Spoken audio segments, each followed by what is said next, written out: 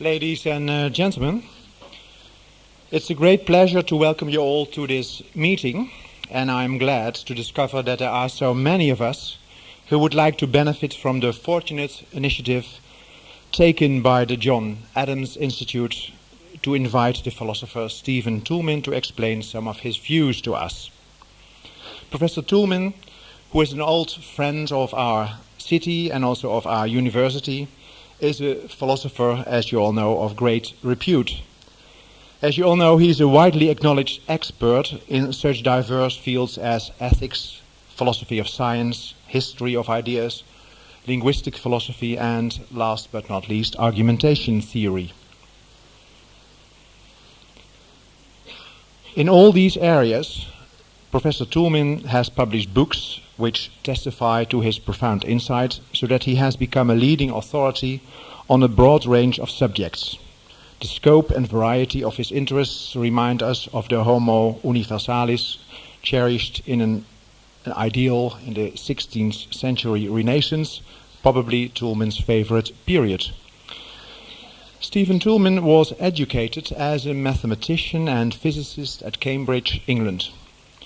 Early in his career, he already established his prominent position in the Anglo-Saxon philosophical tradition of analytic philosophy, in particular in the type of philosophy known as ordinary language philosophy. His interest in reasoning and ethics led to the publication of his first book in 1950, The Place of Reason in Ethics. In ethics, Toulmin has defended the view that evaluative or prescriptive statements have a logic of their own.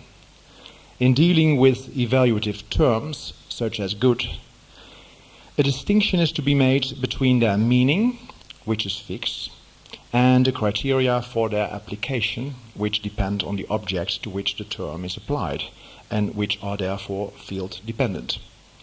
As a consequence, arguments for evaluative or prescriptive statements cannot be evaluated on the basis of universal standards, but require standards from the field concerned.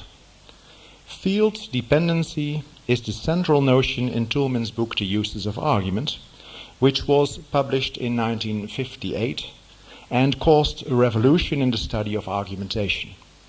In this book, Professor Toulmin reinvented, in fact, argumentation theory, having in mind the re-establishment of the study of everyday argumentation. He designed his famous model of the structure of arguments, taking the classical epicurema as his starting point. In broad outline, Toulmin theorized that regardless of substantive context, arguments can be seen as offering a claim together with answers to certain characteristic questions. But the standards for judging the adequacy of arguments are variable from one argument field to another. The question of what a speaker has to go on gives rise to what Toulmin calls grounds, roughly equivalent to the premises of classical logic. Along these lines, the ground for the claim, women are more likely to be murdered at work than are men, could, for instance, be 40% of the women who died at work were murdered, 15% of the men who died at work were murdered. The question of what justifies the inference from these grounds to the claim gives rise to the warrant or inference license, better understood as a kind of reasoning strategy or rule than as another premise. In the example, the warrant could be events that occur more often relative to opportunities for occurrence are more likely. Backing for the warrant might take the form of substantive information similar in kind to the grounds, so that the structure nowadays called the Toulmin Model differs from a classical description of argument in focusing not on the formal relationships among parts of an argument, but on their functional relationships. The impact of the uses of argument has been tremendous, both in Europe and in North America. In the United States, Toulmin's model is especially embraced in speech and communication departments, where it has been applied in a great number of ways in all kinds of courses, including debate practice. In Europe as well as North America, the model has been the point of departure for a renewed theoretical interest devoted to argumentation, a renewed interest in the study of argumentation. Numerous publications have been devoted to the Toulmin model. Extensions have been made, criticisms have been voiced, and alternatives have been proposed. Apart from the model, the conception of rationality presented in the uses of argument has been highly influential. Of particular importance to my mind is that it foreshadows the nowadays generally accepted view of argumentation as embedded in substantive discourse contexts, especially in the idea that standards for evaluation of argument are field-dependent, and in the still more fundamental idea that the field-independent elements of argumentation, the claims, the grounds, the warrants, can be understood as answers to critical questions of an idealized interlocutor. These ideas have paved the way for a procedural view of both the rationality and the structure of argumentative discourse. Unfortunately, apart from the well-known textbook, An Introduction to Reasoning, co-authored by Richard Ricci and Alan Janik in 1979, Toulmin has left it to others to elaborate on the subject of argumentation. Nevertheless, after the uses of argument, a steady stream of books and articles written by Toulmin have appeared. Among these are his philosophical reflections on rationality in Human Understanding, published in 1972, and Knowing and Acting, 1976, and a fascinating book with Alan Janik on Wittgenstein's Vienna, appeared in 1973, but has also been translated in Dutch, published by Bohm. Professor Toulmin's more recent publications include The Abuse of Casuistry, published in 1988 and co-authored with Albert Johnson, and Cosmopolis, The Hidden Agenda of Modernity, published in 1990. In these last books, Toulmin focuses on the history of ideas, the development of ethics, and the genesis of modern science. The Abuse of Casuistry is a plea for a method for resolving moral issues which is traditionally known as casuistry. This term is commonly used in a pejorative sense only, but Toulmin seeks to attach a more positive connotation. He considers casuistry to be a methodological position, a choice in favor of what he calls case ethics. According to this position, the particularities of the individual case are prior to any rules or principles that might be invoked to cover the case. Toulmin disputes the idea that moral rules and ethical principles are exhaustive of ethics. To his mind, this approach radically oversimplifies the discussion of moral issues. In practice, the disastrous consequence may be that moral issues resist resolution because the parties withdraw on a favored position, as happened, for instance, in the abortion debate in the United States. Toulmin opposes the universal approach of ethics with his casuistic position, supporting his plea for a practice of casuistry by a thorough discussion of the rise of casuistry in antiquity, the Middle Ages, and the 16th century Renaissance, and its fall after the mid-17th century, when the era of formalism began. In Cosmopolis, Professor Toulmin is particularly concerned with the exact sciences, or to put it more adequately, with the genesis of exactness as a criterion for what is to count as scientific. His argument is that in the 17th century a derision was effectuated between the humanities and the exact sciences to be. As a result of the political and social chaos in Europe, Toulmin claims, the intellectual mind turned away from an appreciation of the particularities of the individual and the diversity among individuals to a preference for uniformity and systematicity, resulting in a view according to which fixed structures and rigorous procedures would overcome all uncertainties and ambiguities of human experience. Again, Toulmin opposes this development. He favors a view of science and of methods of doing science as were prevalent in the 16th century. A similar position, by the way, was defended by him with regard to the theory of argumentation in a keynote speech delivered at the second conference of the International Society for the Study of Argumentation in Amsterdam in 1990. Toulmin then argued for a view of argumentation in terms of rhetoric rather than in terms of formal argument. As you will all have realized, although Professor Toulmin has been occupied with a vast range of issues, in his thinking these issues are in some way related. Not only have Toulmin's views of the issues been highly consistent in the course of time, but his views on the one subject have also created a basis for his views on the next. We are very happy that Professor Toulmin is in our midst tonight, and that he is willing to address some of the issues I mentioned. After his speech, as Anne Wertheim already said, there will be some room for asking questions. So, Stephen, may I invite you now to take the floor in order to speak to us about the importance of dissent? Thank you very much, Franz. It's always a pleasure to be in Amsterdam. It's a city for which I've developed a great affection. And so here I am again. And as I say, it'll be a great pleasure. I will try to be very careful about the amount of time I take, because it's important. It's more important that we have a chance for discussion than that I should bore you by going on too long. I have rather strict standards. I have had some bad experiences with other people who spoke for 75 minutes when they were supposed to speak for 40.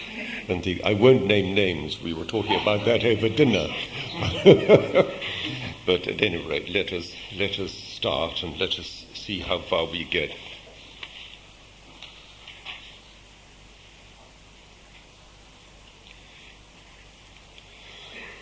By a very curious coincidence, I find myself arriving here on the second anniversary by the Hebrew calendar of not the last time I came to Amsterdam, but one time I came to Amsterdam. I had been giving a talk at Wassenaar, and I came on here to Amsterdam, and I went to bed at the ambassade, where else, and I had with me, what else, my little shortwave radio, so I tuned into BBC World Service, and I heard the horrifying news of the assassination of Yitzhak Rabin.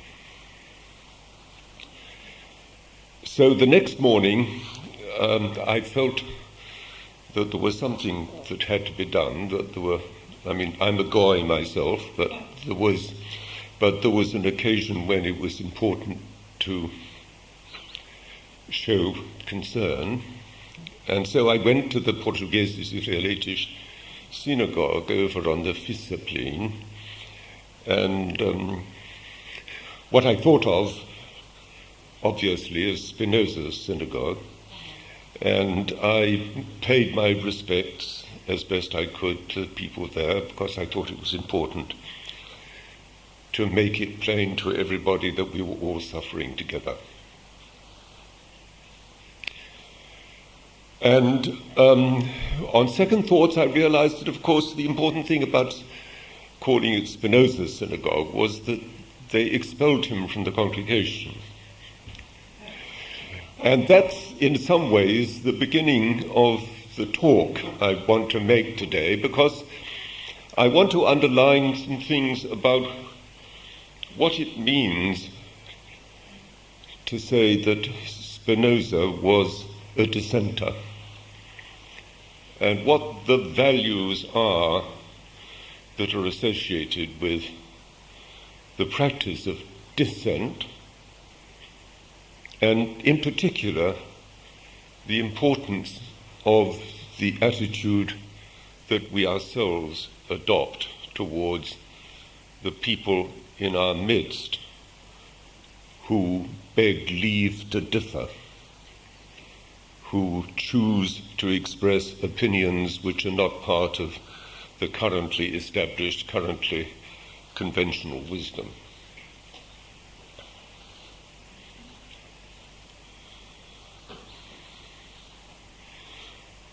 Because, of course, there's a terrible contrast between the treatment that Spinoza received at the hands of the congregation over on the Fissibane and the treatment that Itzhak Rabin suffered at the hands of a fellow Jew.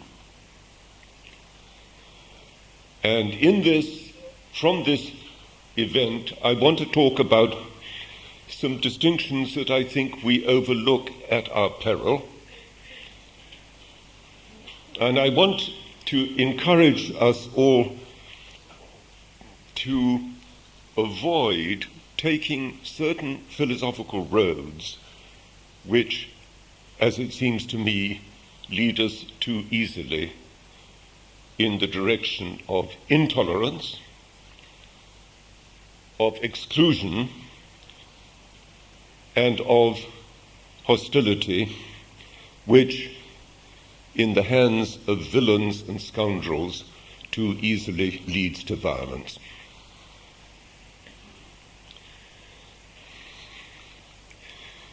We live in a time which is marked by two phenomena which professional philosophers would like to think were quite disconnected from one another, but which I want to convince you can too easily run into one another. On the one hand, there is a great preoccupation, which we all know, we've all been exposed to these arguments. There's a great preoccupation with the search for what people refer to as cultural identity. And many of my good friends, many people for whom I have enormous respect, such as my Canadian colleague Charles Taylor, present very powerful arguments about what the demands of cultural identity and recognition are in the world, in the multicultural world in which we live. And the intellectual claims that are made on behalf of cultural identity are apparently innocent, especially at the hands of people who present them carefully and lucidly. But there's another phenomenon which goes on in parallel with this, and that is what one could call the political imposition of cultural uniformity and exclusivism at the hands of people who use their power to impose conformity on those who have it in them to think more liberally and tolerantly, but find themselves under pressure to conform, to fall into line. This is a process by which the guardians of official opinion use their power at the risk initially of becoming bullies, later becoming scoundrels, and even brutes. And there's a spectrum of people who use their power to impose uniformity of opinion in this sense that stretches from those for whom I will accept some kind of pleas of comparative innocence, such as Cardinal Ratzinger, through people like Senator Jesse Helms, about whom I have more mixed feelings, but along a spectrum which ends up with such outright scoundrels and villains as Radovan Karadzic.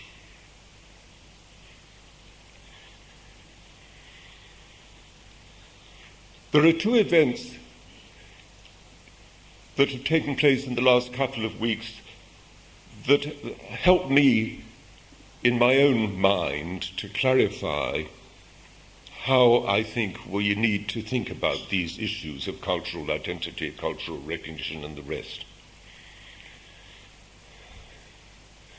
My dear old friend Isaiah Berlin died last week, and I mean, if I speak, if you detect me speaking out of grief, out of emotion, there have been many things about which I have these feelings. And Isaiah died, and Isaiah said wonderful things about the history of ideas, and in particular, he understood very well and showed us very well how, both in Hegel and Herder, one is presented with the idea that that of the importance, the centrality of what it is to feel at home, to have a place, to have a society, to have a community within which one has the sense of rootedness, a sense which all you Adamas have of what Amsterdam represents for you. But the thing that the cultural identity arguments too easily push us into is a failure to distinguish between having a cultural home, feeling at home, and, on the other hand, signing on to a movement, becoming an explicit member of a group that speaks for the cultural identity of a particular place, of a particular people, or whatever it may be. The trouble with movements, and this is where I talk about people, men of power, the trouble of movements is that they very quickly acquire self-appointed leaders. I should say they very quickly acquire leaders, and the leaders too often very quickly turn out to be self-appointed leaders. People who find themselves in the position of being able to manipulate the other members of their community in the direction of their particular interpretation of the cultural axioms for which they stand or for which they feel their community should seek to stand. I have a particular affection for a Californian essayist called Richard Rodriguez, whom some of you may have read, some of you may have heard of. Richard Rodriguez suffers from a particular misfortune. His parents moved up from Mexico and settled in Sacramento, California. And Richard, their son, he suffers from the disadvantage of having an almost perfect Aztec profile. The Chicanos, when he started writing very fine essays, the professional Chicanos of California, the professional Mexican Americans of California, decided that he would be their ideal representative. They brought pressure to bear on him to join them as a spokesperson for the political claims of the Mexican American community in California. Richard Rodriguez, who is a man who thinks his own thoughts and lives his own life, said, "I'm not a Mexican American. I'm a homosexual novelist." That is to say, he deliberately made it his business to choose his own identity and to identify himself in his own terms. He was not going to be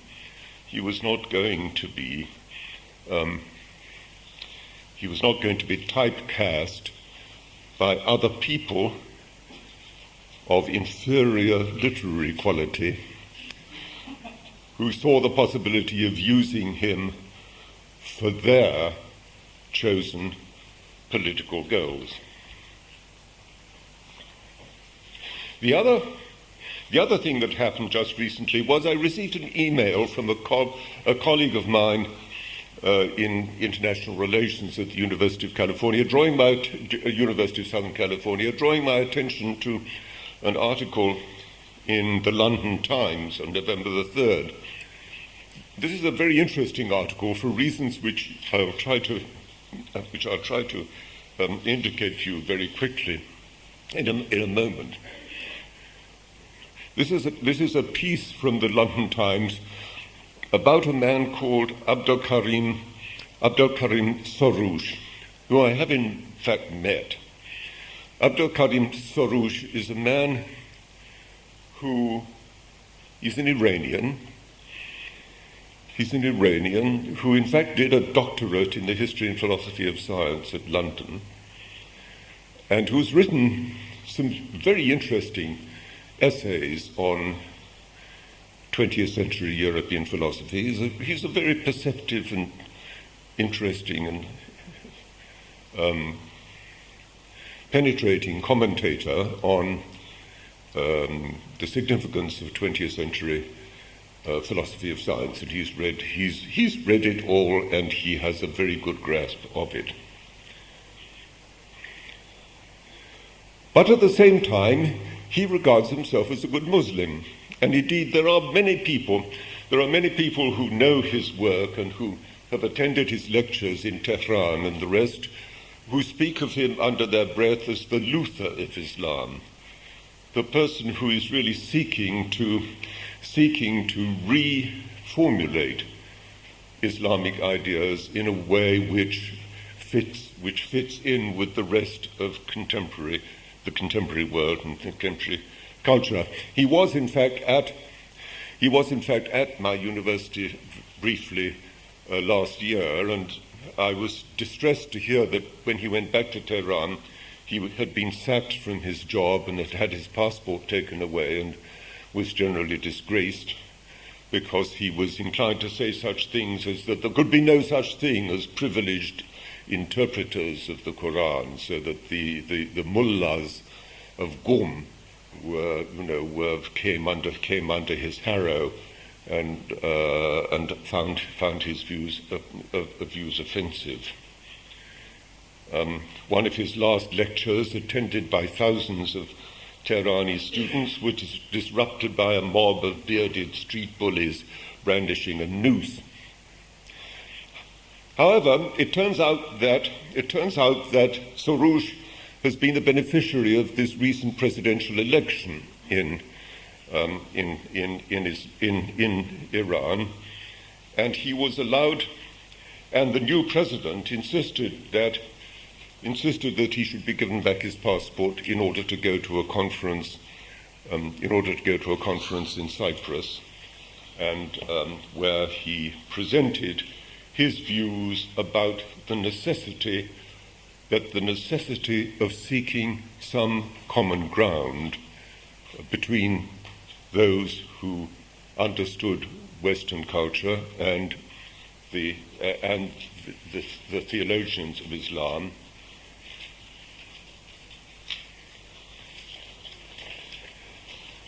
And so it seems that thanks to the new president, he's now very much capable of restoring his intellectual situation there. Now, those of you who were here last week when Samuel Huntington was talking will understand that I'm now treading on ground which he trod on, and where he presented opinions that are clearly different from those which I'm here interested in defending. The point is that it seems to me that to describe the present global situation, as Samuel Huntington does sometimes, as the West against the rest, as a confrontation of civilizations which he presents in ways which he sees as incompatible with one another, is to give undue importance precisely to those extremists who I was talking about to begin with, the people who use their power to impose some kind of extreme views on their fellows in the interest of promoting their own political agendas, is to give undue importance to those extremists who use, for instance, Islam as a source of slogans intended to rationalize their violence and their otherwise disgraceful behavior. Instead of which, I would much rather see Dr. Huntington recognizing, applauding, and collaborating with those who are ready to explore the common ground shared by people who he would classify as belonging to different, quote, civilizations, unquote. After all, we have to understand that the very classical Greek texts from which the European Middle Ages reconstructed our inheritance from antiquity, these very texts are texts that were preserved for us and transmitted to us by Islamic scholars in the Middle East and in Iran and in southern Spain, so that the idea, and indeed, a man like Sarouche has a deep understanding of the respects in which our culture and their culture, our civilization in Huntington's terms and their civilization by which they're unified, by which they belong together. So that what's interesting about a man like Sarouche is the fact that for him the important thing is to explore the common ground of what he would describe as the three Abrahamic religions, Christianity, Judaism, and Islam, which after all share many of the same classic texts, and of course the common ground between those of us who belong to these who have affiliation to these different religions, and those of us who owe allegiance, if any, to other religions or to none.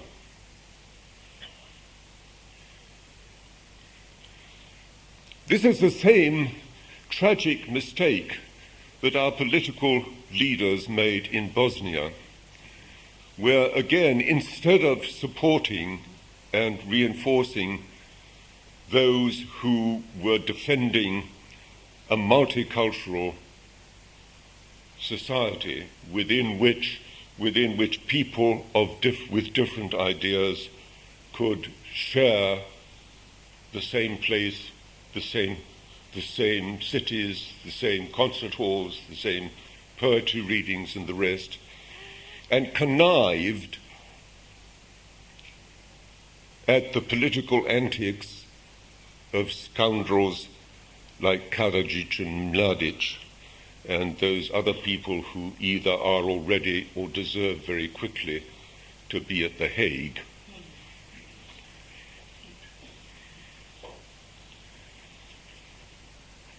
Well, to sum up the beginning of what I've been saying, because I'm going to move on and talk more about the historical situation out of which all this arose and from which I think we have to move forward. I have two things I want to say. The first of the things I want to say is directed particularly at any English-speaking journalists who may happen to be in this hall. I beg you particularly to listen very carefully to the first of the things I'm going to say.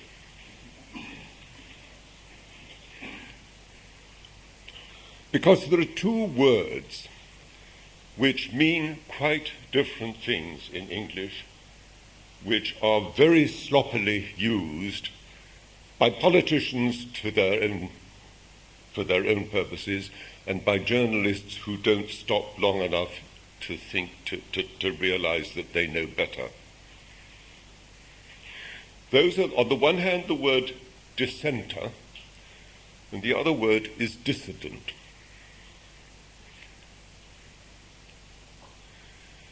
The word dissident is a word which is used by the men of power, whom I spoke about at the beginning, as a word of condemnation for people who, as I put it, choose to think differently.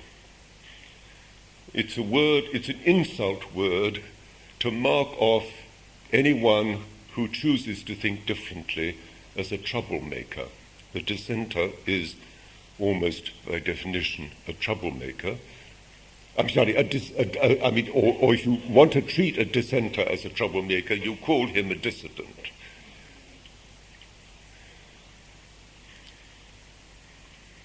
Spinoza was a dissenter.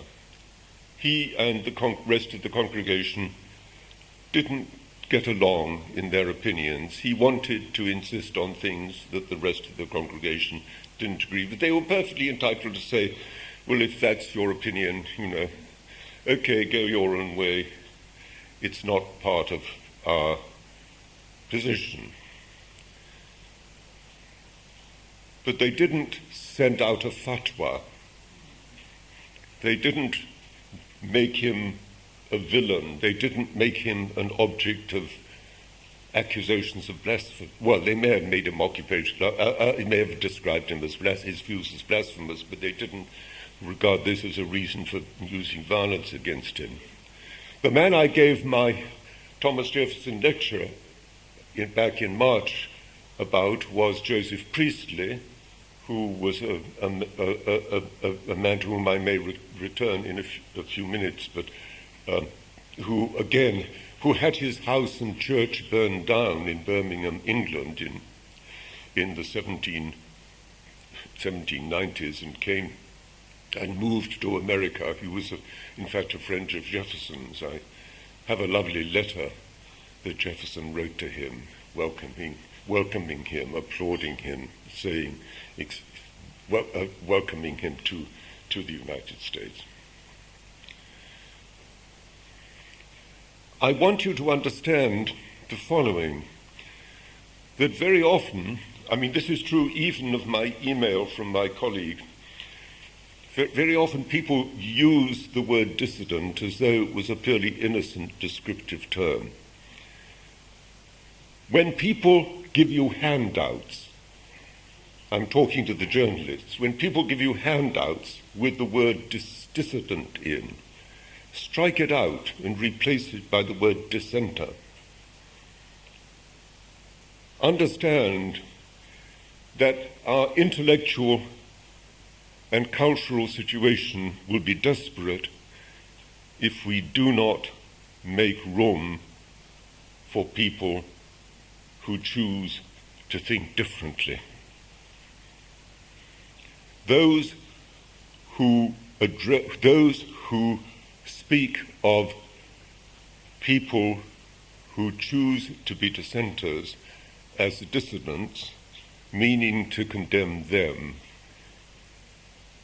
in my view, condemn themselves.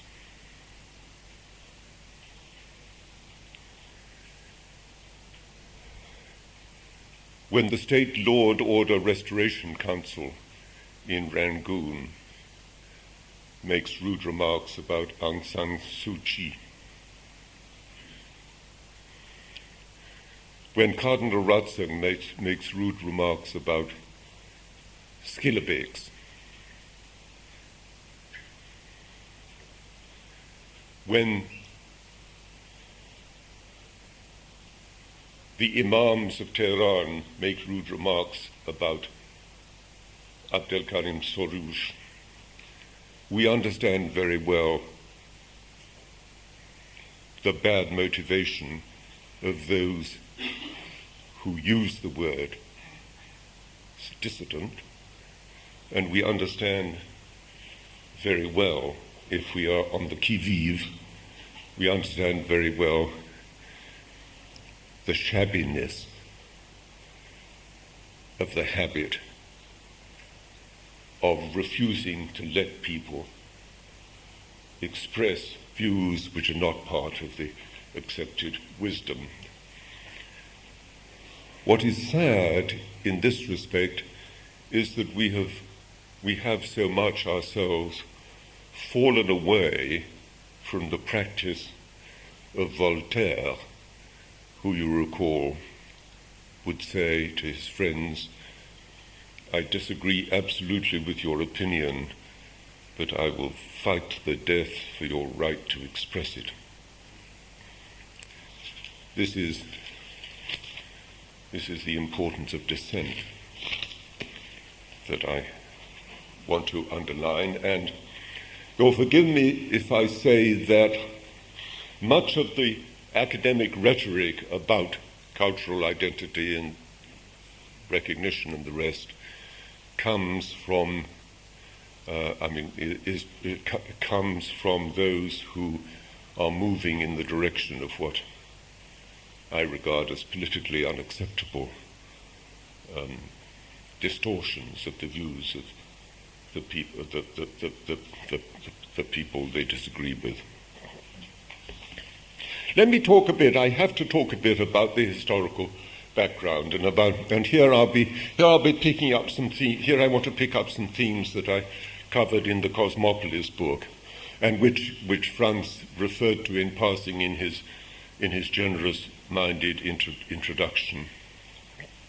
I want to step back into the history of our own European inheritance, which seems to me to have an important internal complexity which bears very closely on the issue that I've been talking about, the issue that I want to draw your attention to this evening, and which and let me come back to make the connection.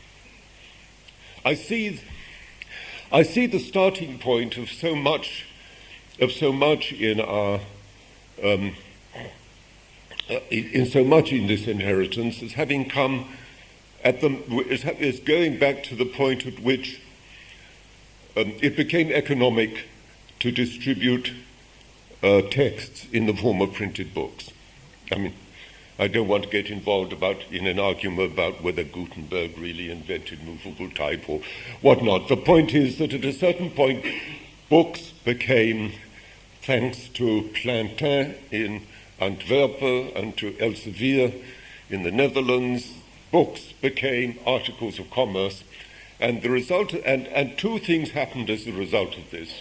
Two separate, distinct, equally important intellectual streams flow from this time. On the one hand, from 1500 on, or around 1500 on, we see a revival of the old traditions of humane learning, of humane letters, what in Oxford is still called literae humaniores.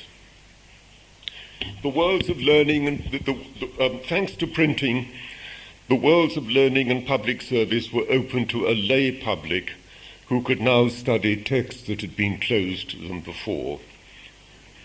And this led to a preoccupation, which I will speak about for a moment, a preoccupation with concrete, practical, particular stories, things, events, narratives. Print taught people to recognize the complexity and diversity of human experience, so that instead of abstract universal theories of sin and grace, it gave them rich narratives about concrete human circumstances. Aquinas had been all very well, but figures like Don Quixote and Gargantua were irresistible. You did not have to approve of or to condemn such figures. Rather, they were mirrors in which to reflect on and to reflect your own life. They were for people then what the movies are for us today, and those authors of the great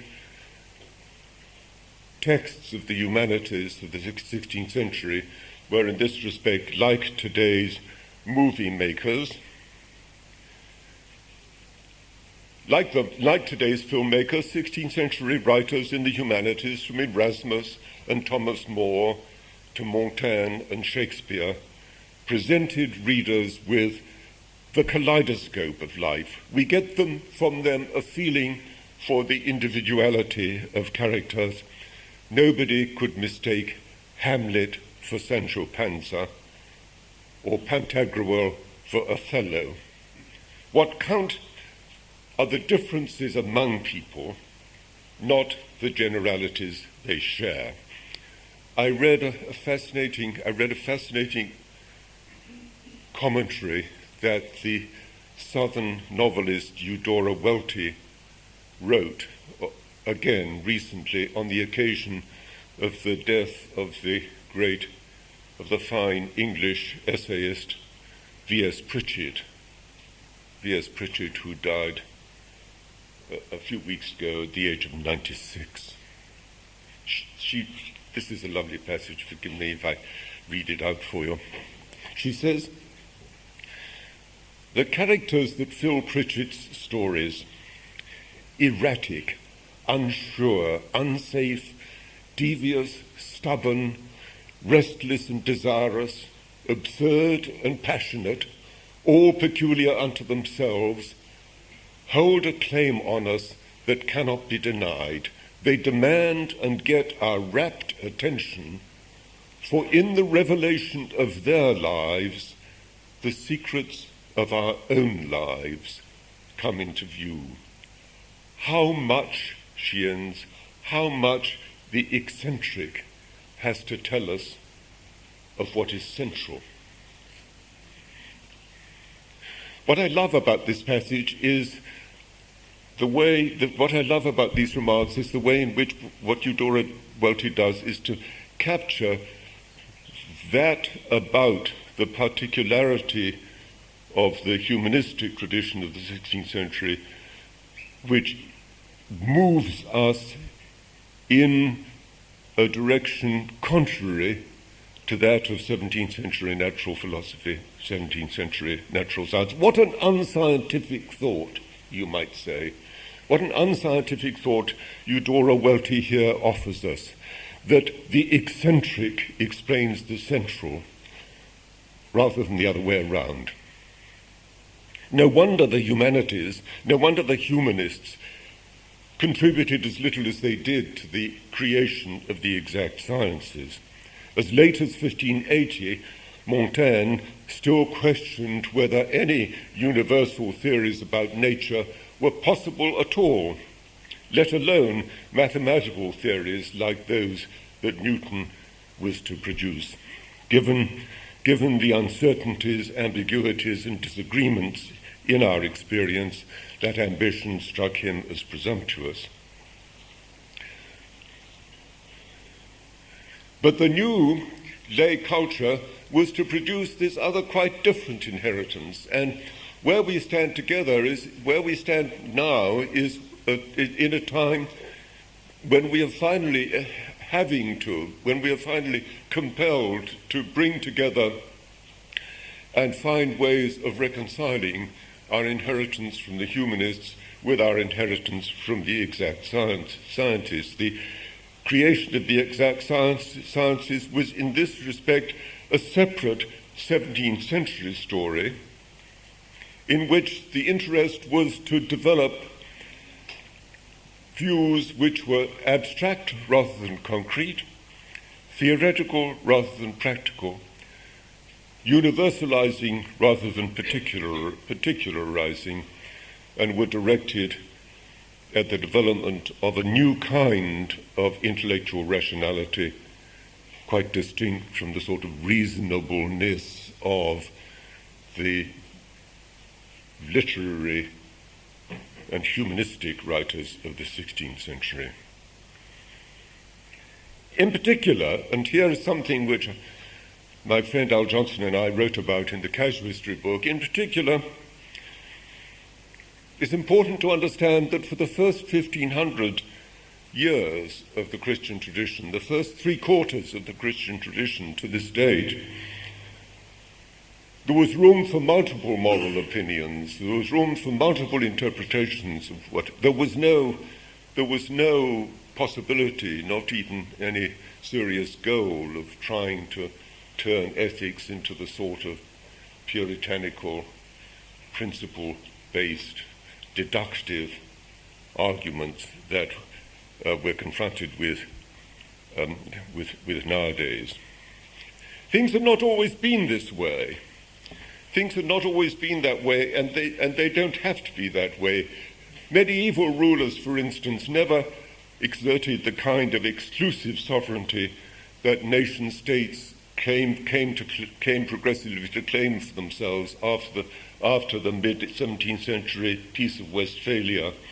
After Thomas Becket's murder, Henry II of England found that the Church's criticisms could shame him into changing policies. He did not have absolute sovereignty. He was not free. He was not free of outside criticism. Nor was sovereignty necessarily linked to nationhood or to cultural identity. The subjects of the Habsburgs, why am I saying this to you in Holland? The subjects of the Habsburgs spoke not just German, but Polish, Portuguese, Magyar, Netherlands, and Basque. Nor has religion always and everywhere been exclusive. It is what I would regard as a bizarre Western custom to assume that we can practice one and only one religion at a time. And as one moves around the world, we find that this too is not generally everywhere the custom. There's a Japanese family that we know very well who came and spent Christmas with us in Chicago. And we took them to the Fourth Presbyterian Church on Michigan Avenue, just across from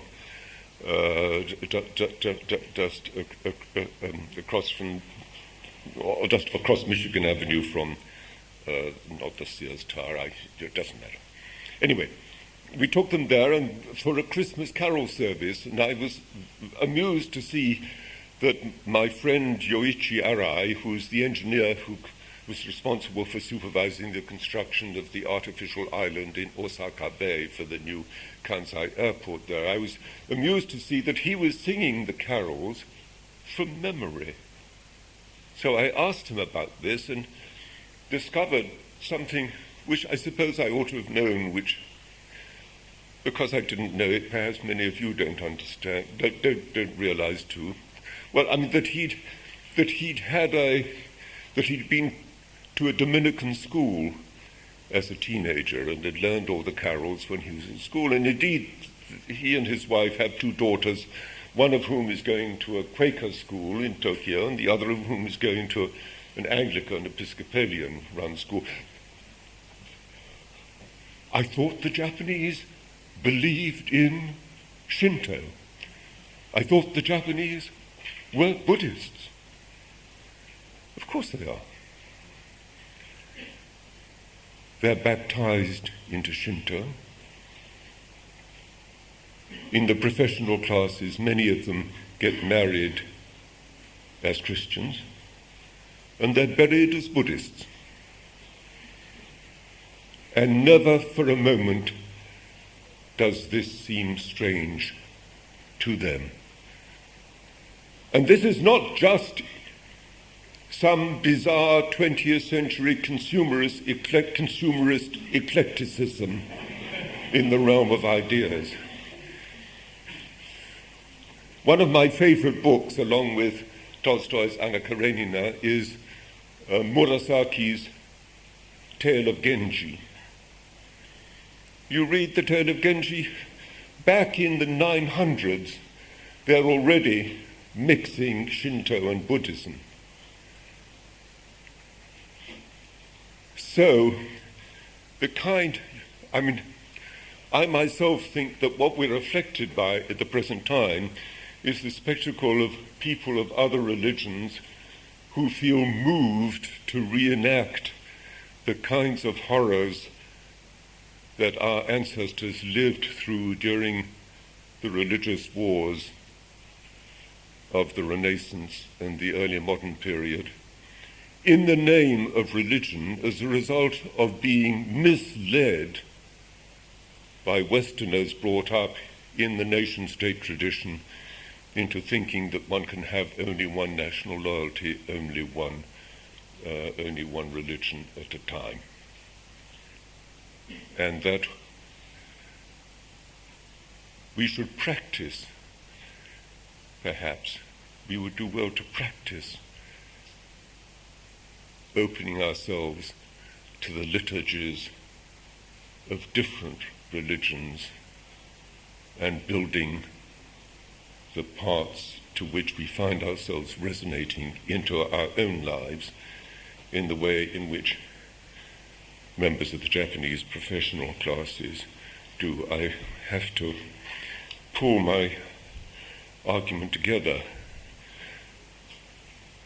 What I'm suggesting, you see, is that the Peace of Westphalia, the settlement that followed the Peace of Westphalia, was in a sense a poisoned chalice, a mixture of intellectual dogmatism, political chauvinism, and sectarian religion, which went along with philosophical, metaphysical dogmatism, whose effect has continued into our own time. The situation out of which the Huntingtons of the world emerged is the 300 years during which the states of Europe lived in an international anarchy, each of them going its own way without fear of outside criticism. Established churches which came into existence at that time were, in this sense, emasculated churches. State and church were tied at the ankles in a three-legged race that spared any statesman the indignity of moral reproof by his tame church. Even in philosophy, the charms of rationalism were reinforced by the needs of the day. Leibniz hoped that his formal arguments might succeed where diplomacy and war had failed by ensuring agreement between the rival religions that had devastated his native Germany. Leibniz was born 2 years before the Peace of Westphalia and grew up in a Germany which had been chaotic. The Germany about which Grimmelshausen first and Brecht in our own century wrote. Above all,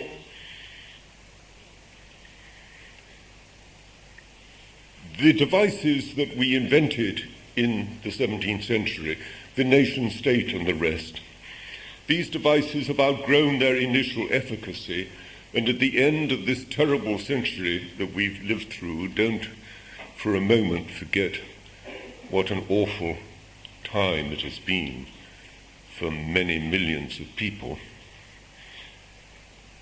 Let us, at the end of this century, reconsider the systems of ideas and institutions which came onto the stage during these last 300 years. Above all, the facts of global interdependence these days are no longer reconcilable with claims to unfettered national sovereignty, especially when such claims are stridently expressed by the kind of people I've been talking about, the military regime in Burma,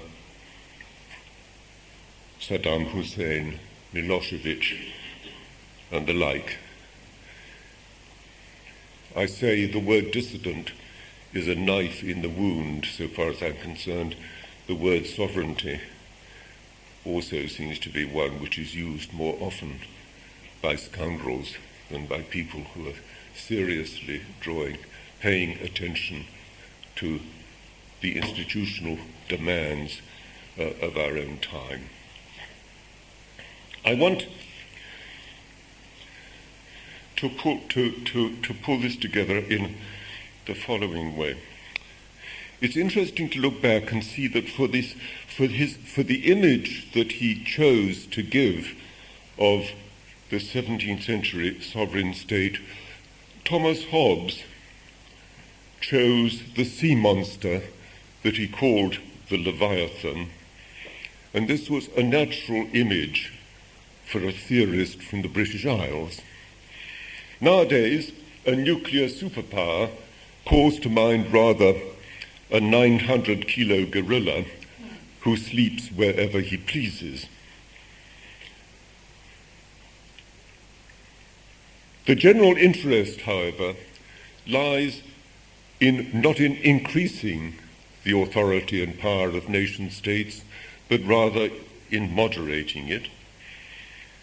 And meanwhile, on a global level, non-governmental organizations are becoming more and more influential. And in order that you understand just how different our own times are from those out of which our theoretical tradition grew, let me just draw your attention to a passage early in Leviathan where Thomas Hobbes refers to voluntary associations. For voluntary associations, when I tell you what he says, read NGOs. Thomas Hobbes says of voluntary associations are worms in the intestines of Leviathan which have to be purged.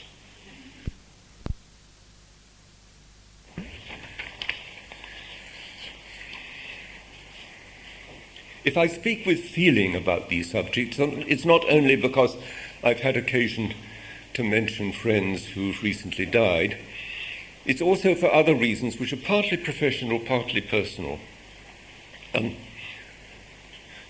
I'm convinced that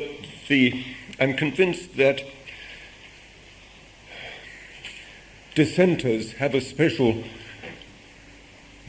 value, a special function in the intellectual life of a time like our own.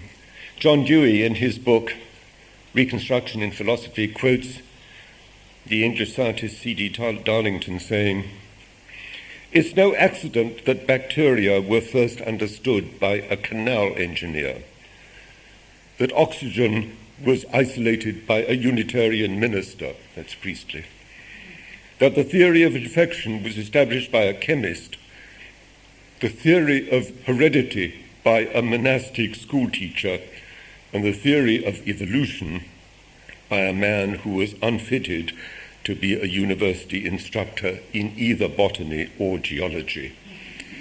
He closed by saying, "We need a ministry of disturbance, a regulated source of annoyance, a destroyer of routine, an underminer of complacency." There are also more personal reasons why I've thought it worth spending time this evening talking about this particular issue, which is so close to my heart. We have a family legend according to which the man who took the you remember Galileo was in his last years, was disgraced and was under house arrest in Arcetri outside Florence. We have a family legend that the manuscript of the Discorsi was carried to Leiden to be published by Elsevier by a Socinian, a North Italian Piedmontese Socinian called Toulmin, who came from the town, what's now in Slovenia, Toulmin, next to Koparid, which you know as Caporetto, and that he settled down in the north and became associated with the Huguenots and ended up in England, whether se non è vero è ben trovato. But for me, it's also the case that I have other reasons for this. When my father was a student at Cambridge, he fell into the company of a man who one or two people in this room probably remember the name of, a man called Norman Angell, who was given a Nobel Peace Prize in the years between the world wars. Why? Because in 1909 he wrote a book called The Great Illusion, which explained prophetically why, if the powers of Europe chose to have a war, nobody would be the winner. A wonderful book full of very penetrating explanations of things like why it doesn't make sense nowadays to talk about some cars being Japanese cars rather than American cars, that industry these days is all concerned with handling things that come from the whole world. In fact, there's an ironical situation in the United States when there was at one stage a factory in Ohio which was turning out cars which had no specific identity until no cultural identity, I feel like saying, until the very end. The very last operation that was performed on these cars was that a little label was put on the front of the cars which might either be a Plymouth label or a Mitsubishi label. The car became an American car or a Japanese car only in this way at the last moment. Norman Angell understood all these things. My mother worked for him did secretarial work for him in the years between the wars. He taught me to sail. I remember him as an extraordinary person. But finally, I talk as I do because I find myself in Amsterdam. And in Amsterdam, I feel here I am at home in a place where the intellectual and institutional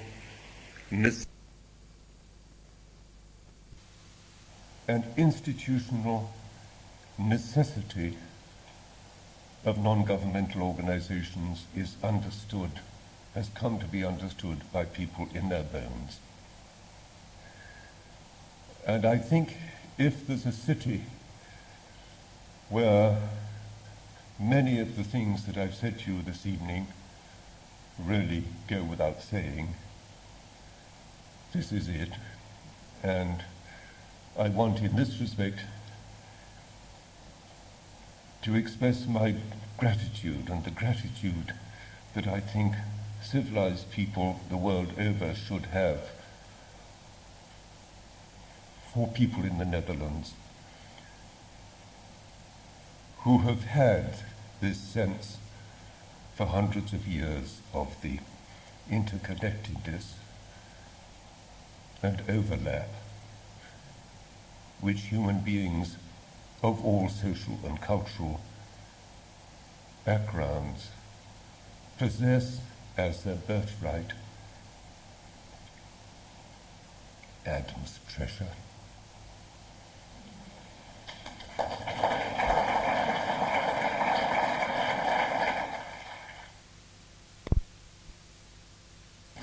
And the first question I would like to ask is a more general question. That's in what way, to what extent do you consider yourself to be a dissenter? Habitual. Sorry? Habitual. Habitual dissenter. And No, I mean, yes, I think habitual is probably a good word.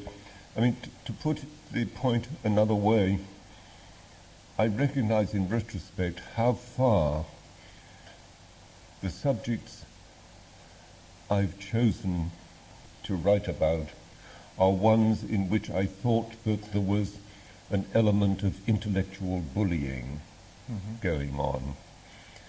And what it has interested me to do has always been to write in ways which show people that it ain't necessarily so.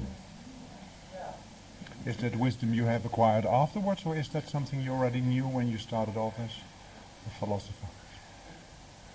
It was something I already knew before I started off as a philosopher. Actually, I told a story in the interview with Wim Kaiser on VPRO, which some of you may recall.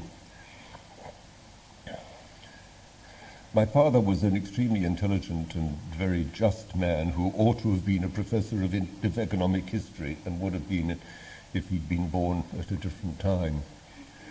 And he was quite convinced, he had 4 children, and he was quite convinced that we ought to have intelligent conversations around the dinner table. Some of you must have been put through the same experience.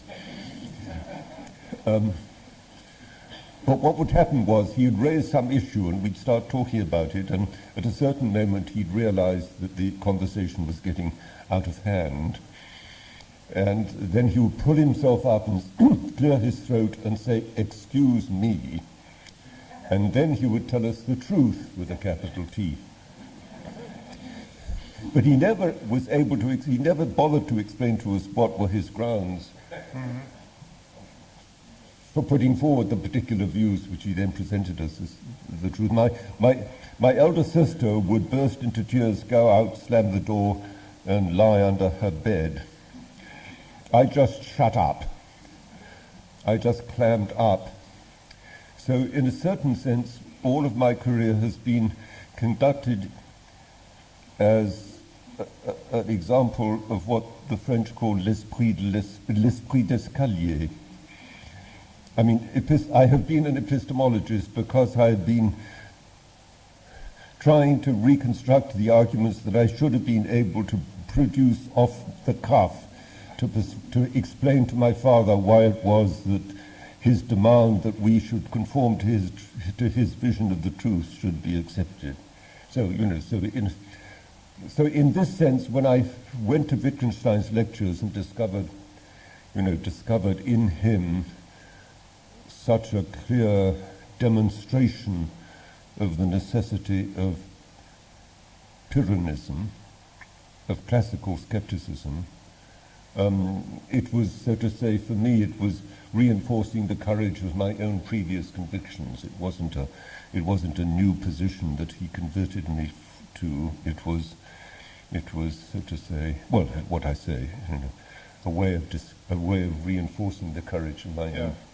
Yeah, you must be one of the few people who are still alive who can say that they have studied with Wittgenstein, and that's in itself an interesting subject. I won't go into it very much now, but did you agree with the general approach of philosophy, or was he someone you admired? How did that work?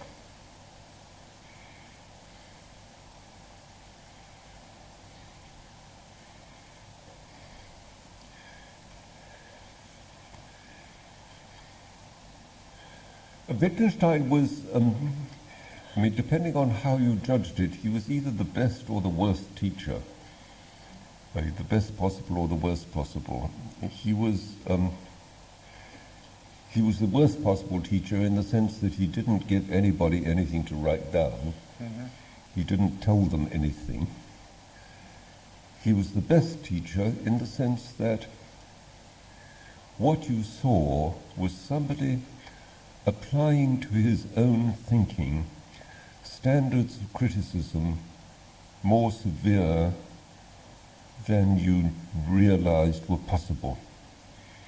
And so the fascination of being in the lectures was of gradually coming to see why it was that he found it so hard to say anything of a philosophical kind. And, and by the time you'd kind of got to the point at which you saw what it was that he was struggling so hard, I mean, what the traps were into which he was struggling so hard to avoid falling. That you had, in a sense, got the message. Some people have compared Wittgenstein's position to that, or Wittgenstein's position as a teacher to that of Zen Buddhist teachers. I mean, I understand. I don't want to get it sort of highfalutin or elaborate about this, but I understand it. I mean, you know, the moment comes when the student seizes the stick out of the master's hand and beats the master, and that's the moment at which it's clear that he's got the message.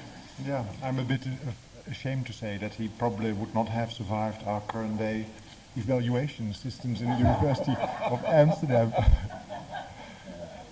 There are some questions also from the audience, and I would like to insert them where that's possible. I was just talking about dissent and the way you think of yourself as a dissenter. I won't say a dissident, of course. Here's a question: do you? I wish I had the courage to be a dissident. Yes, but I mean, to be a real troublemaker. And irrespective of in what respect and dissident with regard to what?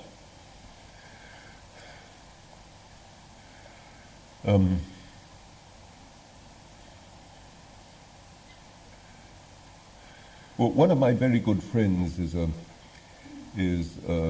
man who's in the divinity school at the University of Chicago, a man whose work some of you may have read, called David Tracy.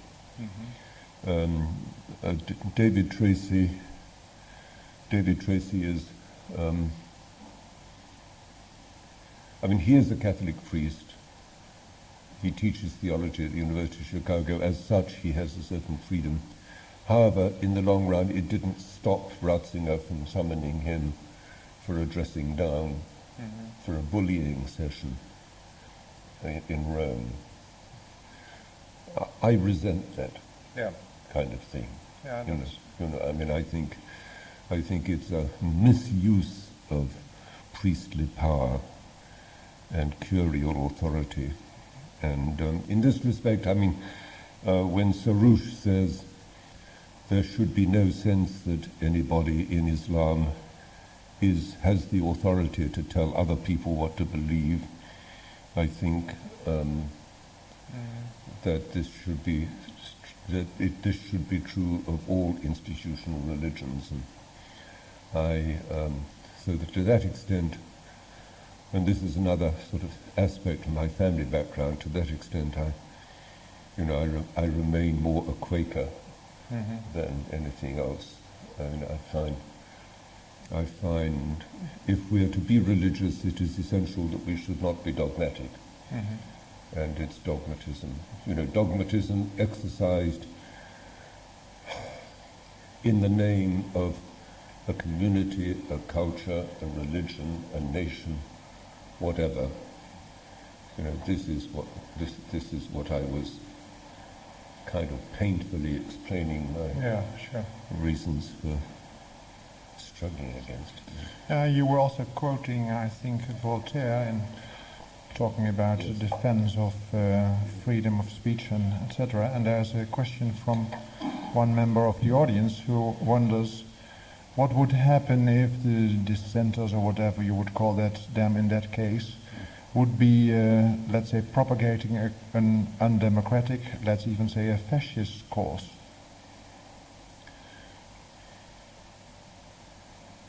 Well, it's a perfect, this is in a sense the critical question, and I suppose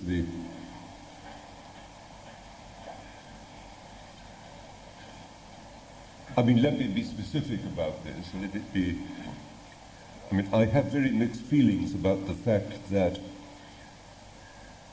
the explicit presentation of Nazi doctrines is in fact illegal in the Bundesrepublik Deutschland. I understand historically how this came about. I'm not sure that by forbidding people to say things, you do anything to change their minds. In fact, forbidden opinion, maybe it's better that people get it off their chests. Maybe it is. I know that I don't know. I mean, I say I have mixed feelings, and yes. I mean it. I'm not clear. No, it's not that I would like to hear the last word about it from you now, but I know that in the Netherlands, for instance, it has been a discussion for a long time, first with the Communist Party in the past, whether it should have an opportunity to broadcast its ideas, radio and later on television. But then already everybody agreed that it should happen in that way.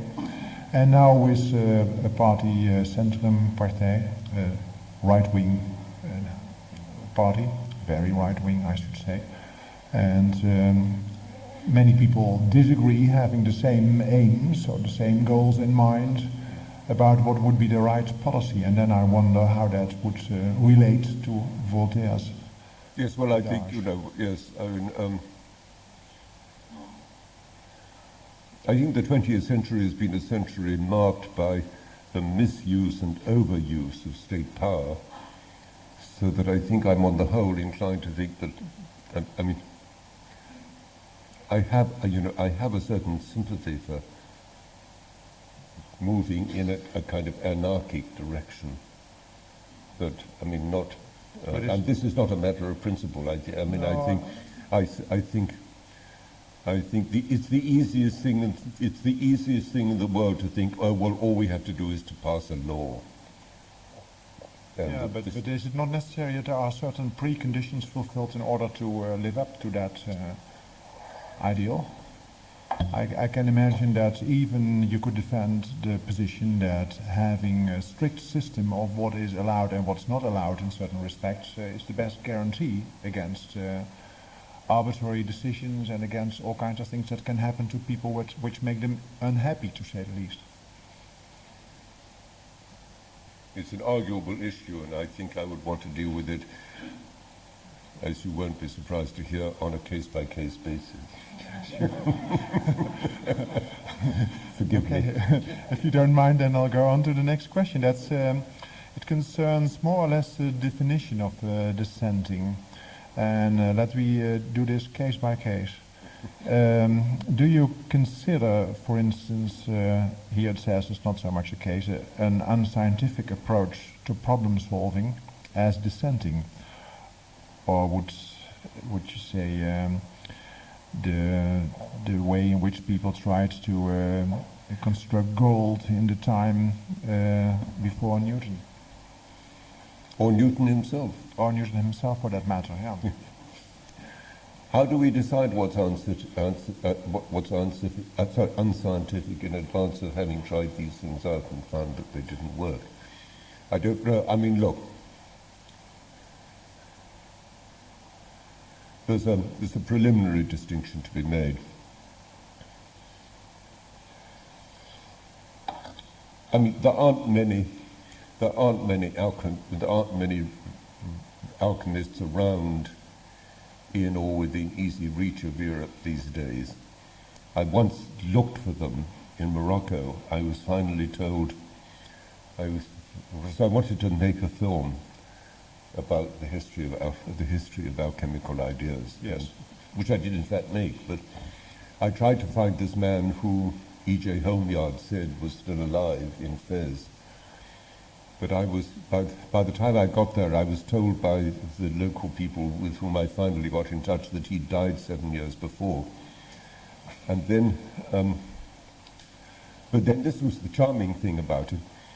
I was introduced to a professor, to a professor at the Karaouin University, associated with the chief mosque at Fez, Professor Rhetoric, and he explained why, in any case, we all knew that the alchemical story didn't hold water, so to say. Yeah. And but the reason he explained was, well, there was this very interesting chemist, he said, who had done these experiments with mercury, and I asked who he was referring to, and he was referring to somebody whom he described as Al-Fazia. It took me a little time to realize he was talking about Lavoisier. Yeah.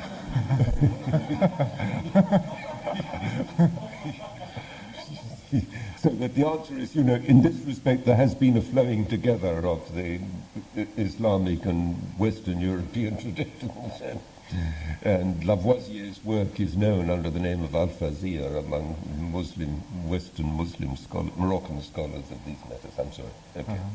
Okay, it may seem like a popular television program now, but I would like to go on to the next question. Would you agree that the theory of evolution is one scientific theory where the concepts of variability and individuality play a key role? It's variability and individuality. Individuality, yes. Yes. Now where do we go?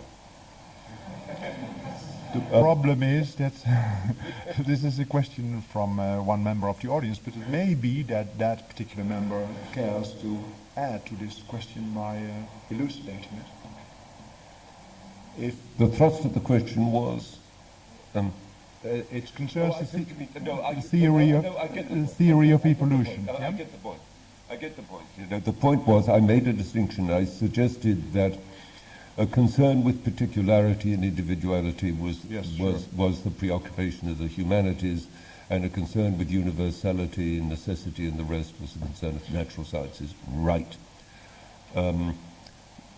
I was talking about how the modern scientific movement began in the 17th century, and it certainly began with the goal of developing universal laws and principles and establishing kind of axiomatic systems, and the rest of the kind that Newton set out in his Principia. Now, obviously Darwin was doing something very different. Clearly also something very different had begun to be done, well before the time of Darwin.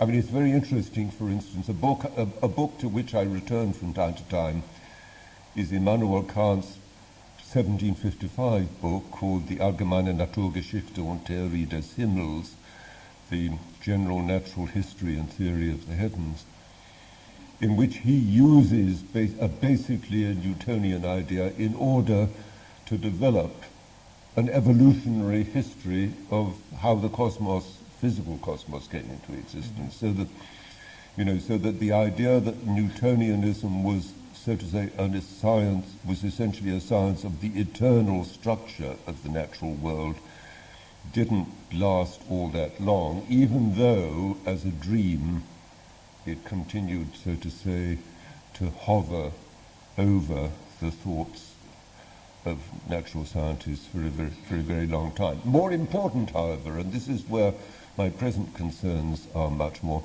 important, however, this particular model, the idea that scientists should be concerned with developing universal theories which could in the ideal case be given a strictly mathematical exposition. This was an idea which haunted and I think in many ways distorted the social sciences, and that in fact in that thing called Beyond Theory, which they have copies out from Benjamin. Yes. That this is an essay I write, which is about how, as it seems to me, well, this is where I'm going at the end of that essay. How, as it seems to me, we would do better to think of the social sciences as essentially what I call clinical rather than explanatory sciences. They're concerned, at least they should be concerned fruitfully with, I'll talk Aristotelian for the moment, with the conditions of human flourishing, with the ways in which things go well or badly for human beings, and the ways in which we can help them to go well rather than badly, which is not helpful, for which it's not at all helpful to think that we should develop a Wertfreiheit, a system free of values. It seems to me that we have to understand that the human sciences, the social sciences, cannot but be wertvoll, that are the better for accepting this. Anyway. Yeah, you've said many things that will provoke the audience to asking more questions, but one more question from this table, probably. In your work, Stephen, you frequently indicate an opposition between rational theory as it has been developed in the mid-17th century and has been the paradigm of science to our present day, and reasonable practices, as you call them, as they prevailed in the 16th century. As frequently as you do that, you also have taken a stand against rational theory in favor of such reasonable practices.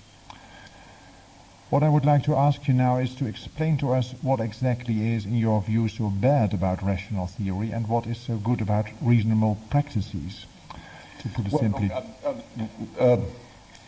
You're turning into a kind of sharp opposition, something which,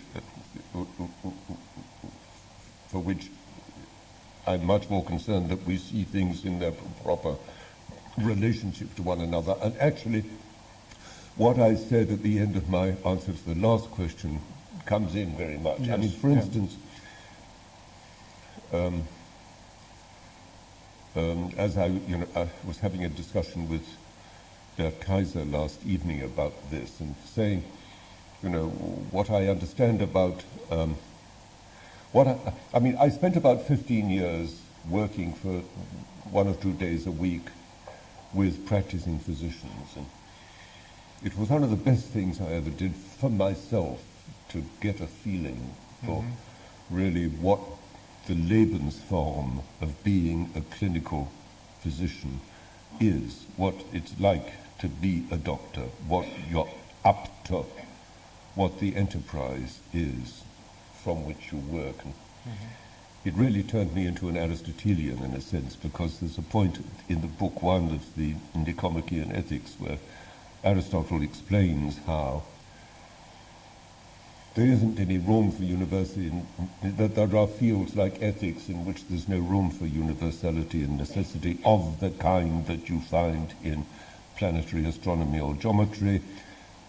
Like, as he says, for instance, the decisions that are taken by a doctor or by a steersman are all proston kairon, are all taken as the occasion demands, with an eye to exactly what the situation is that you find yourself in. They are all, in this sense, occasional, circumstantial decisions. Now, when I look, I mean, we've lived through and come out on the whole, the other side, from a period in the history of medicine in which it was common form to say that medicine was applied biomedical science. I mean, this started in 1913 with Abraham Flexner's report on American medical education, which led to the introduction of much more pure science into the training of physicians, of practicing physicians in the United States. And by about the late 1940s and the 1950s, it was a kind of regular cant, a kind of regular prejudice to say, that science was at the bottom of all medicine. But of course, you only have to stick around with physicians to see they do lots of things for which they can give no theoretical account. I mean, Aristotle has a passage in Book 6 of the Ethics in which he talks about the difference between episteme and phronesis, and he makes a very good point, which goes like this, that, we all know that chicken is good to eat, and we know this with a kind of certainty, with a kind of certitude which is much greater than the confidence which we have in any possible theory about why chicken is good to eat. I mean, the dietitians and the nutritionists can tell us what they please. We know that chicken is good to eat. I mean, and I think it's, if we think about contemporary examples, doctors can't, biomedical scientists can't explain to us why aspirin relieves headaches. If it were the case that we should only prescribe treatments for which we can give a scientific explanation, then we would have to say that it was irrational to take aspirin. Now that conclusion I regard as unreasonable. Okay, I understand it now. Now let me, you asked a very good question, and I want to give a very brief answer. The answer is, formal rationality is the characteristic of certain kinds of theoretical arguments. These were the kinds of theoretical arguments which give you conceptual grasp, what Plato calls episteme. But how you apply these in actual, concrete, particular practical situations, this involves a kind of judgment which is totally different from the judgment involved in saying it follows. This argument hangs together by the standards of formal rationality. In fact, I mean, that's the straight answer to your question. What's reasonable, the reasonableness comes, I mean, it would be reasonable, for instance, if you found a situation in which two physicians may look at the same patient and they're not compelled, nothing can ever compel them to read the patient's condition in exactly the same way or be inclined to prescribe the same treatment. And if the doctors are people of experience, it may well be that at the end of the day they say, I see what you mean, I see it differently. But if they're good doctors and they respect each other's professional judgment, too bad. Well, we'll see. I'll treat it my way. If it doesn't work out, I can always switch and do what you think. Now, I mean, this is reasonableness. Yeah. This is reasonableness. I mean, one can't say. Anyway, all right. Could you say that reasonableness is more or less connected with what you would call the humanistic aspects of the reasoning process, and rationality is more connected with? Let me give you the example which seems to me to show. I mean, for instance, to show the pursuit of rationality carried beyond the point of reasonableness. If you talk to people in pure mathematics, you will find that there is a sub-branch of pure mathematics called, quote, rational mechanics, close quote. Rational mechanics, in quotations, is a sub-branch of pure mathematics in which people pursue the ramifications of Newton's mathematical theories of motion for their formal elegance alone, regardless of the fact that we no longer believe that this is the last word about how bodies really move. So that rational mechanics now becomes a field. I have the same feeling about rational choice theory, but I can't, what's called rational choice theory. I mean, I think here, all right, you can call it rational mechanics, it is, but the fact of the matter is that in calling it rational mechanics, what you're saying is, I'm only interested in its formal consistency and elegance. I'm not interested in whether it explains anything as a matter of physics. Okay. Okay? Yeah, before I start agreeing with you, it's better, I think, not to restrict the discussion to the two of us, but see whether there are any questions I'm sure there's some in the audience. Who would like to ask a question? You're welcome. Yes, please. Yeah. Could you state your name first? That would be a good idea. I think maybe you could state your name and then. Yeah. My name is Herman Philipsen, and I was intrigued by, of course, your argument for dissent. I don't think I will dissent on this point, because I agree that dissent is very important in a democracy. But I'd like to take issue with what you said about nation states. Do I understand you well when your criticism on totalitarian governments and so on leads up to a defense of a liberal democracy? I mean, you were making only negative comments. I want to see the positive side. What kind of state organization and so on do you think is desirable in the modern world? Or do you plead for general anarchism? Or what's the positive view you have? I'm interested in that. Okay, that's clear. Yeah. I don't have a positive view that I can state in general terms. I think we're living in a very interesting period of transition, and for heaven's sake, it's very hard to talk. It's very hard, unless you're Margaret Thatcher. It's very hard to talk about l'Europe des patries, as though it was either practicable or desirable for the member states of the so-called European Union, to insist on their own, for them all to insist on their, quote, sovereignty, unquote, in the way in which they, until recently, would have done, would be to destroy the European Union. Now, so what kind of a beast the European Union is turning into is itself a very interesting question, which I want to say is as much pragmatic as it is one, which conforms to some general theoretical formula. I don't think you were really asking me for a general theoretical formula.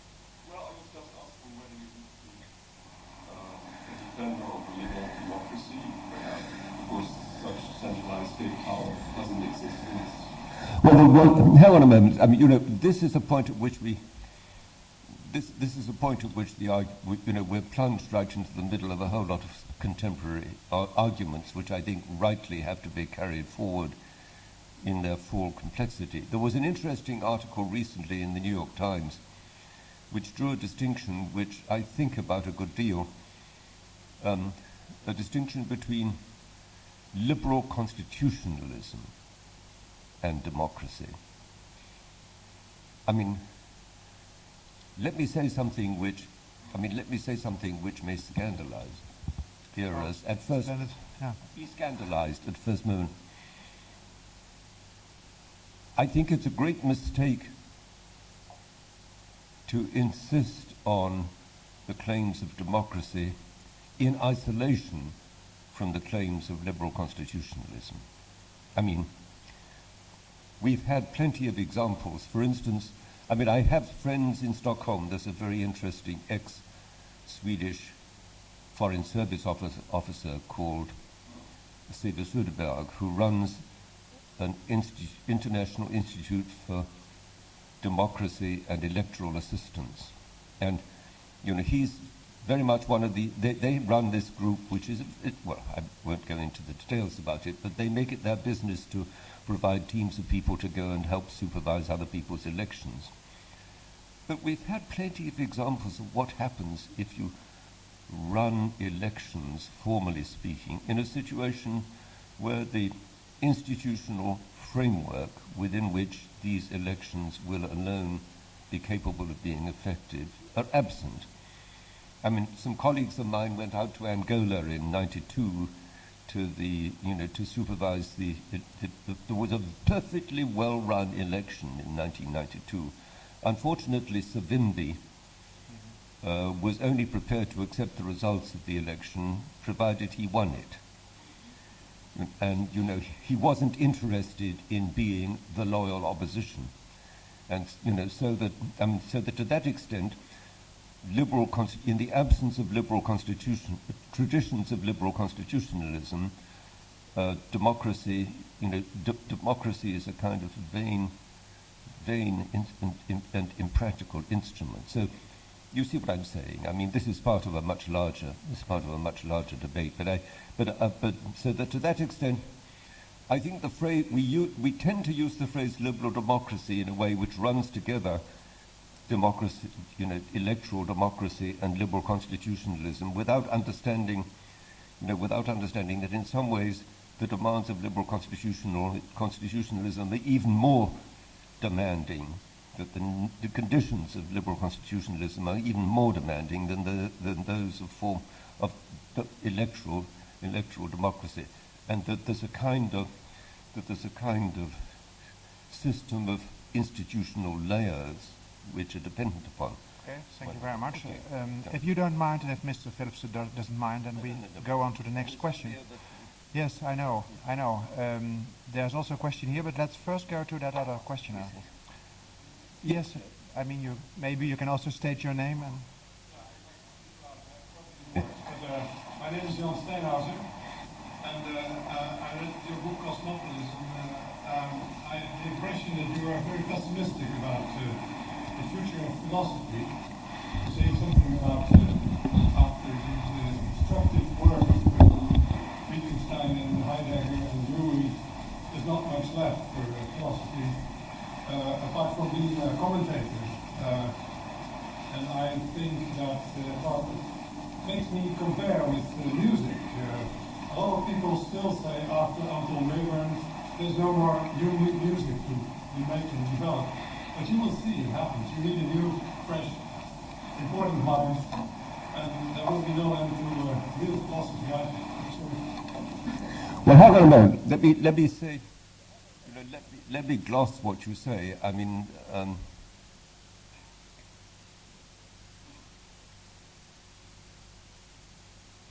I think we've lived through a period of something over 300 years, during which the goal of many philosophers was, by my standards, excessively theoretical. They thought that they could develop some overall system which would serve all the purposes of philosophy. I mean, it wasn't for nothing that I quoted Dewey at the end. I mean, I think it's important to understand that in a certain sense, pragmatism is not one more philosophical theory comme les autres. I mean, pragmatism is a redirection of the attention of philosophers towards the enterprises that constitute being human. And coming to understand what these enterprises are and what intellectual and practical demands they make on us is, I mean, it may be that Heidegger says something similar. I don't know. I can't be, at a certain point in my life, I had to take certain decisions about whether the time invested in learning the terminologies of certain groups of philosophers was going to be repaid. And Heidegger, like Derrida, was one of those for whom my investment decision was other people. I could leave this to other people. okay. Anyway, the point you see is that I think that of course, so long as philosophers have moved away from this particular kind of formal systematizing that I think, particularly from Leibniz on, became kind of central for the philosophical project, and move in what I would see, towards as this kind of pragmatist direction. That this is something this is something which will go on. Thank you very much. Another question in written form. In your article, it says logic, rhetoric, and something else. You say that in modern science, the balance has to be redressed towards rhetoric. But of old, rhetoric has been the tool of the movements you warn against. How can rhetoric be a tool of dissent and openness? That's the question. Yes.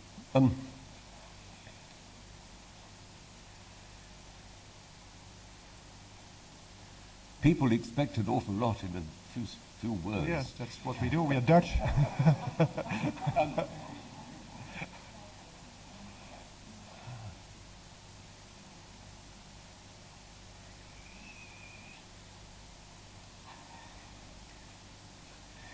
Well, in November, I can't remember exactly, in November 94, I think it was. No, maybe it was 93. No, 92, doesn't matter. I mean, within the last few years, the University of Pittsburgh Center for the Philosophy of Science actually finally got around to putting on a conference which was devoted to the subject of reason and rhetoric in science. This was a conference which I had never believed would happen. Because, for 50 years at least, it had been the practice of people in the philosophy of science to suggest that rhetoric was just the dishonest attempt to sell people ideas and opinions for which no good grounds existed. And it finally, the question finally arose, even for people in what I think of as the Vatican of philosophy of science. It became, even they had to recognize that it made sense to talk about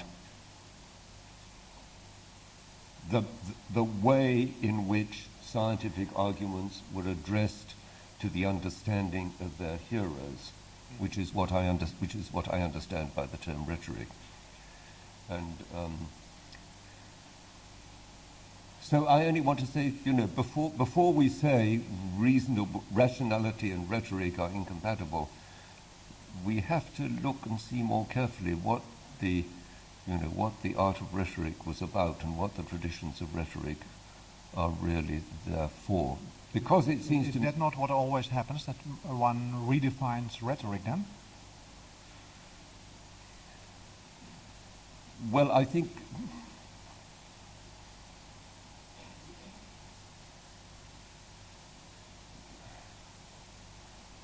this is not an arbitrary redefinition. If you go back and look at... Well, I could talk about Aristotle, but when Aristotle writes about the art of rhetoric, one of the first things he does is to repeat a whole lot of the arguments out of the Nicomachean Ethics. And the fact of the matter is that we can talk about matters of humane concern only if we're prepared to argue in ways which, as the Quakers say, speak to the condition of the hearer. We have to understand who we're talking about, what is at stake for the people we're talking. So who we're talking to, what is at stake for the people we're talking to, and so on. And this is something.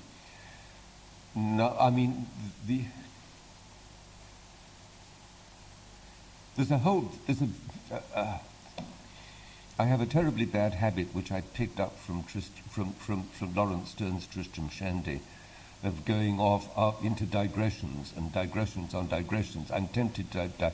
Well, let me just mention one thing which I... We like digressions, so that's not a problem. Just one quick digression. Yeah. There's a very interesting new sub-discipline of social science called the ethnography of science. People have started looking to see what the life of scientists is like and what we can learn about science from looking from an ethnographic point of view. My favorite place for practicing the ethnography of science is the bar in the basement of Rockefeller University in New York. Because if you go there and sit in the bar at RU at 5 o'clock in the afternoon, these very talented scientists come down for a drink and they start talking to one another. Now, do you imagine for a moment that when they talk to one another, the things they say sound like the text of a scientific paper? And they may sound like David Lodge or something. Well, the fact is that that they're not concerned with establishing something which they previously agreed was false to be true. They say things like, something happened today, I can't make sense of it, I don't know what to make of it. It's all they're kind of grappling with the necessity of changing their concepts. They're not sort of concerned. This is where Popper's wrong. They're concerned neither with falsification or with verification or with corroboration. They're concerned with, how the hell can I make any sense of this? And I think it's, and the whole thing, and then you realize what it was that Peter Medawar meant when he said that when he argued that the scientific paper was a historical hoax, was a fraud. And because the average scientific paper is written as though it gave you an historical account of how somebody came to some conclusion, which, if you really looked into it, is probably in the wrong order, and the facts leave out a lot of things, or are not put in the order they came to. The fact of the matter is, the scientific paper is an argument designed to underpin a conclusion. And that's quite different from explaining to people how it was that a problem struck you, how you struggled with it. I mean, in fact, you learn much more about how scientific thinking actually goes on from reading Kepler's Harmonices Mundi or something like this, where he has sort of 23 attempts to solve the problem of the orbits, of the geometrical shape of the orbits of the planets before, out of which he comes up with the ideas that Newton was later able to build on. It's a struggle, but that's why, again, if we want to understand about the theory of evolution, which somebody rightly raised as a question, you need to read Darwin's Voyage of the Beagle, which was an autobiography, and it was out of this that you understand how he came to the position that he ended up by presenting. And then, when I'm faced with, for instance, Karl Hempel or Karl Popper arguing that evolutionary biology isn't really a science, my reaction is so much the worse for your narrow-minded definition of what is and is not a science. Okay. It's my role today to interrupt you all the time, and I'll do that now again. Please, Franz. To see whether there are any more questions, urgent questions to Professor Toulmin. There's somebody with a hand. Please don't hesitate. Yes, I see somebody there. Could you state your name first?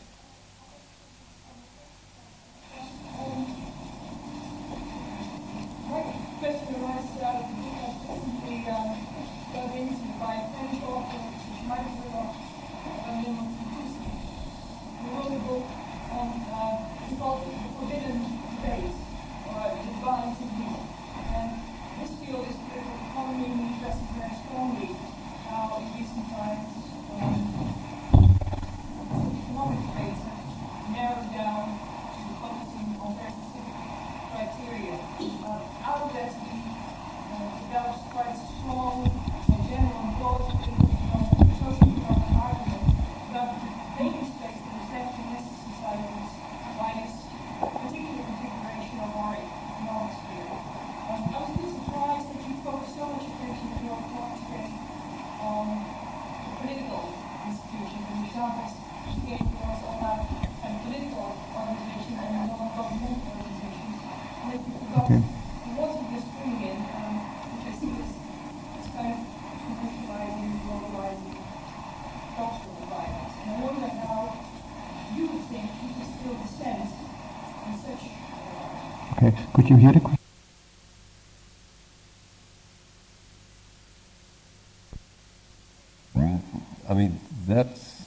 I can't start on that. It's a fascinating subject. It's really the real life history of how our economic theories developed is very different from what the sort of standard seems to me to be what the sort of standard textbook analyses suggest. I don't know.